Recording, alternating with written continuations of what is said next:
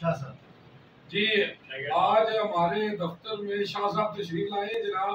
شاہ صاحب بہت پیارے ہمارے دوست ہیں، بھائی ہیں اور ہمارے بڑے محترم ہیں، ماشاءاللہ بہت نمازی ہیں.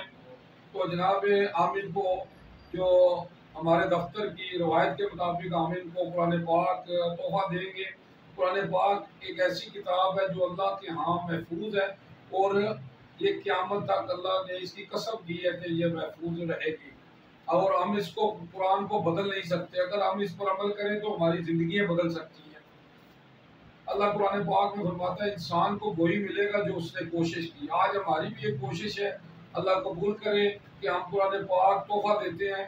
کسی کو بھی چاہیے قرآن پاک، وہ ہمارے کو کال کرے، ہمارا اس کے گھر، اس کی دکان، اس کے دفتر، وہ ہمارے دفتر میں آ کے لے سکتا ہے. ہمارا دفتر عصریہ مسجد کے ساتھ ہے، جاوا جیل آپ آ کے لے سکتے ہیں اور ہم اس کو فی سبیل اللہ دیتے ہیں. کوئی پیسے نہیں لیتے قرآن پاک کے.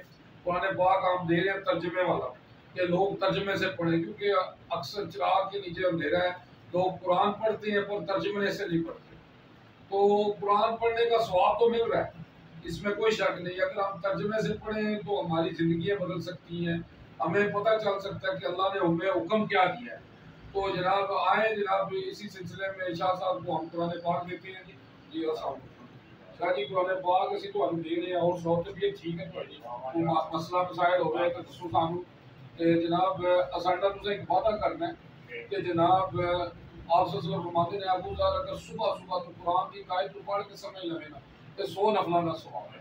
تے جناب تسی صبح اٹھو قرآن کی آیت پڑھ کے وہ سمجھو تے جناب یہ قرآن پاک جڑا نا جی یہ اللہ نے دلوں کی صفائی کرتا ہے. تسی ریگولر قرآن کا مطلب ہی ہے بار بار پڑھنا. اما عائشہ رضی اللہ عنہ کو پوچھا گیا کہ آپ صلی اللہ علیہ وسلم کی سیرت کیا ہے، تو انہوں نے بھی یہی کیا کہ قرآن، آپ کی سیرت قرآن ہے. میں کیا بیان کروں رسول اللہ صلی اللہ علیہ وسلم کی شان میں. اللہ نے سب کچھ نازل کر دیا قرآن میں. اللہم صلی علی محمد و آل محمد. جزاک اللہ جی، فی امان اللہ جی.